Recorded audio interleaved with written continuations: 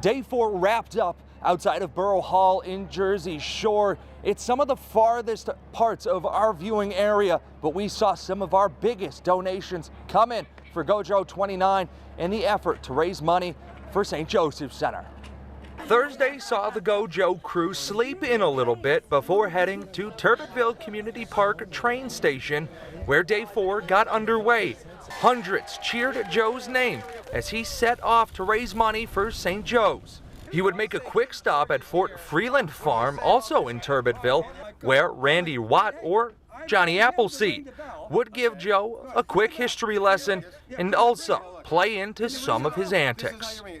But sometimes it works, and I can't figure it out why. At the Montgomery River Field Complex, a small but excited crowd welcomed Joe, handed over donations to St. Joe's, and even got some free swag to take home and remember the day. Outside the Muncie Historical Society, fans lined the streets as Joe made his way to town. The crowd would give him a much-needed boost to send him on his way to the midpoint of the day. In Montoursville, cheerleaders and marching band members, along with hundreds of fans, cheered on Joe as he took a brief break to collect some donations and raise money for St. Joseph's Center. The team would stop for a quick lunch at the Newberry Sub Shop, where a surprise encounter with the owner would land St. Joe's a $200 check that quickly turned into $400, thanks to the William E. Chatlos Foundation partnership. Joe would find some fellow brethren and sisters at the Newberry Independent Club, also called the Polish Club, where a $5,000 donation was handed over. Joe crossed the bridge into Lock Haven, where hundreds of people welcomed him with open arms and lots of donations to support St. Joe's. The meteorologist even got to become a judge, announcing the winner of a local contest. Joe took off down the street to the Piper Aviation Museum, where he got to see the vehicles of the sky before getting back on the road to finish his Day 4 ride.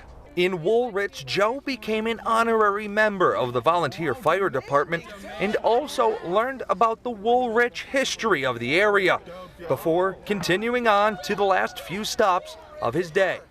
Fans gathered along the main street through Avis, literally throwing money at Joe, pushing him forward to finish the job for St. Joe's. Once in Jersey Shore, Joe took a quick break at the Tyadotten Elms site, where he learned about the history of the area's search for independence, a conversation that didn't sit too well with King George, but it was a piece of history that got Joe motivated to finish his day. He pulled into downtown Jersey Shore outside of Borough Hall, where hundreds of people had come together to support him, the mission behind St. Joe's and Go Joe 29. Go Joe 29 is coming to an end. Day 5 will see us take off from Tunkhannock to go through many of the Valley communities before we wrap up at the St. Joseph's Telethon. Jack Culkin, Newswatch 16.